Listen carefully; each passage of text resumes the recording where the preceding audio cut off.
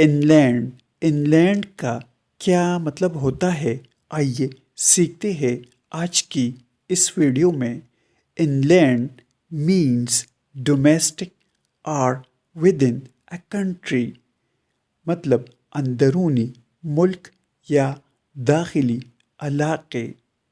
For example, the city is located far inland۔ اس کا مطلب ہے یہ شہر سمندر سے دور اندرونی علاقے میں واقع ہے۔ The inland trade has increased۔ Increased means اضافہ۔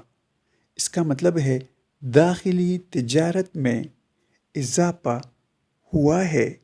ٹریڈ مینس تجارت۔ دوستو، ویڈیو کو لائک اور شیئر ضرور کریں۔